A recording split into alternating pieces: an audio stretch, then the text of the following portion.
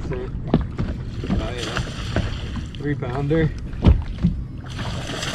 maybe bigger.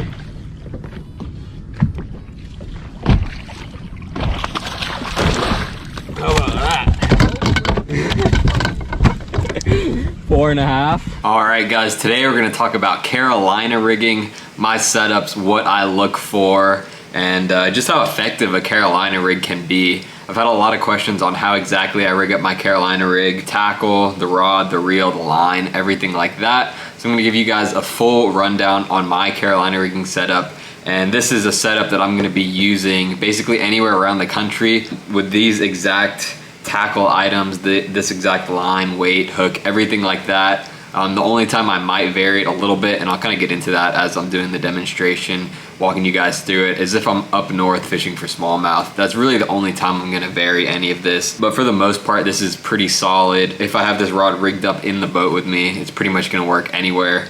Specifically in Florida though, is when I use this a lot. Outside of Florida too, I've had a lot of success with the Carolina rig. Definitely inside of Florida, there's a lot of uses for the Carolina rig, and I've won quite a bit of money throwing it.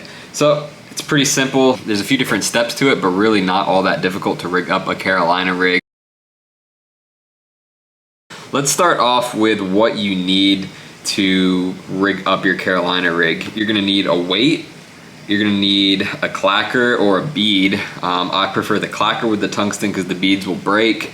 You're gonna need a swivel, you're gonna need some leader line material, and then you'll need a hook. I prefer a straight shank worm hook rather than an EWG hook, just because I feel like that gets a better hookup ratio, but that's kind of a personal preference. So for the reel, this is a 8:3:1 13 fishing concept A2. You want that fast gear ratio so that when you hook those fish, you can just reel them straight up into the boat pretty quickly. A lot of times on the Carolina rig, they want to run straight at you, or they will pick up the bait and be running towards the boat. So you really want to pick up that slack before you set the hook, get tight to them. So that's why I use the 8:3:1. As far as my rod, this is a prototype 13 fishing Muse. It's a 7.6 medium heavy. Generally I'm using I have been using in the past a 7.6 heavy. Whenever I won that pro circuit on Harris, I was using a 7.6 heavy Muse, another prototype rod in this series. And generally in the past I've used some sort of 7.6 heavy, 7.4 heavy, something like that. But recently I've gone to that medium heavy, and I do think that that kind of lets the fish grab the bait and kind of run off with it a little bit better. And when you're setting into it, when you're all tied up to the fish, I do think that the medium heavy probably hooks them a little bit better, but still kind of experimenting with that. But I would say, depending on the rod manufacturer too, some rod manufacturers heavy really acts more like a medium heavy, and kind of vice versa. But so far I've found that this 7.6 medium heavy Muse black rod from 13 Fishing has been pretty effective on my Carolina rigging. The first step in rigging your Carolina rig, oh, also forgot to mention on the reel, I'm using 20-pound test fluorocarbon. First step is going to be rigging up your weight. 99% of the time I'm going to be using a 3/4 ounce tungsten weight. The shape doesn't really matter too much, I don't think. This is just a regular flipping weight. You can use 3/4 ounce worming weight, 3/4 ounce barrel weight. Doesn't really matter. I've found in rock, the barrel weight might work a little bit better for not getting hung up, but kind of doesn't matter all too much. Next step is going to be to put on your little clacker. This is a brass clacker. They're super cheap. I'll link them below. I'll link everything below so you guys can find it. Then you're going to want to put your swivel on there. Just put your swivel on there. I tie a Palomar knot for it. Alright, so you've got your weight, your clacker, and your swivel. Let's see if it'll zoom in. There we go. You got your weight, your clacker, and your swivel. Next is going to be to get your leader line. So here I just have some 17-pound test fluorocarbon. I'll just pull a decent amount off. I don't know, a little bit more than an arm's length or so off. And then you will tie it to your swivel. Again, I'm just going to be tying a Palomar knot here. So it's a total of 3 Palomar knots that you're going to end up tying, or whatever knot you'd like to tie. I pretty much tie a Palomar with everything. leader line. And then I kind of like to 18 to 24 inches or so is what I like to have my leader line at. So I'll usually cut it a little bit long just so I know what I'm working with. Kind of eyeball it, doesn't have to be exact. Cut a little bit of that leader material off. And then this is the hook I'm using. This is a 4/0 Trocar HD worm hook. This is my preferred hook, not sponsored by Trocar or anything, but that is the hook that I'm using on my Carolina rig. Just tie that up, again another Palomar knot, and then we are all good to go on our Carolina rig.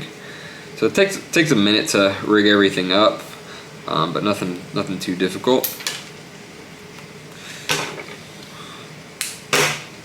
And there is our completed Carolina rig. Let's see if we can get this whole thing. Probably won't be able to get the full thing in here, but there's the weight, clacker, swivel, and you got all the leader material, and then you got your hook. So this leader turned out to be, I'd say, about 2 feet or so. Here's the hook.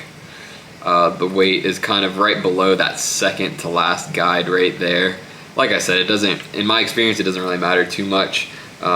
In current situations or stuff like that, sometimes I'll go a little bit longer on the leader. 2 foot or so leader seems to be pretty good all around leader setup for me on my Carolina rigging. And like I said, as far as the line, 95% of the time I'm doing a 20-pound mainline fluoro to a 17-pound leader material.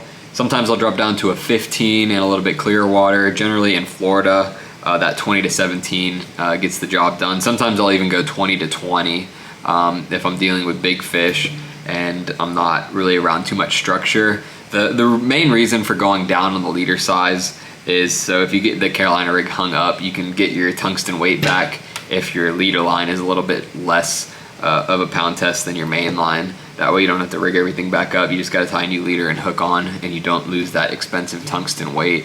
But other than that, I mean, kind of just experimenting with the line sizes depending on where exactly you're fishing. But that 20 to 17 pound I've found to work best in Florida. Clear water, I'll go to that 15, and then extremely clear water, like for smallmouth, I'll go to even a 12-pound test leader, and then in that case, maybe I'll do a 15-pound test main line. But that's really the lightest I'm gonna go is a 15 to a 12-pound test leader. But like I said, generally that 20 to 17 or 20 to 15 pound test is probably gonna work in 99% of situations. When it comes to Carolina rigging baits, the possibilities are really endless. You can put really whatever kind of soft plastic you want, experiment with different types of baits in different situations. But there's gonna be 4 main styles of baits that I'm gonna throw on my Carolina rig. The first and my favorite is going to be a trick worm style bait, just a straight worm. This is the Guggen Slim Shake. I use this a lot, and I use this on my Carolina rig when I want on the Harris chain. That's gonna be my go-to bait, especially down in Florida. They just really seem to like that straight tail worm on the back of a Carolina rig. It doesn't give much movement off. It's kind of just naturally down there on the bottom, just moving along. And for whatever reason, these Florida fish really seem to like it. So if I'm throwing a Carolina rig in Florida, that's gonna be my go-to. As I move up north, I try to change it up a little bit. For whatever reason, the northern fish tend to like a little bit more action on the back of a Carolina rig. So I'll go with something like a Guggen Trench Hog, which is essentially like a brush hog style bait, creature type bait. That seems to work really well up north in the mid region also. Once you really start getting up north into smallmouth territory, something like a Guggen Kraken Craw. This is the Kraken Craw Junior. Just a small crawfish style bait. Those smallmouth bass really seem to like that. You can throw the larger one too up north. I say up north, really what I mean by up north is anything outside of Florida. So when I say up north, I don't really mean the northern United States. I basically just mean anything outside of Florida. And the fourth style is going to be a fluke style bait. So this is the Guggen Dart. This one's pretty effective. Doesn't have too much action like your straight tail worm, like that Slim Shake.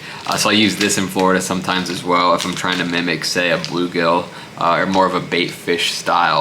So that works pretty well in Florida. I haven't experimented with it too much outside of Florida, but I'm sure it works just the same anywhere outside of the state of Florida. A lot of my experience is here in Florida, so that's why I kind of keep referring to Florida. But these tactics work really anywhere across the country.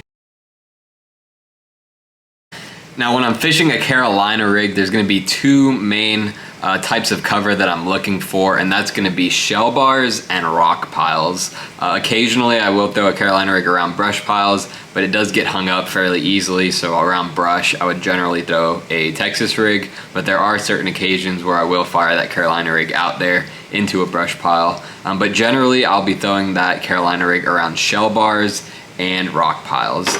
So just looking on the graph for hard bottom areas, where shell is gonna be, where rock is gonna be. In Florida, it's mostly gonna be shell bottom. As you move up north, you'll get more of that rocky bottom, maybe some gravel on the bottom.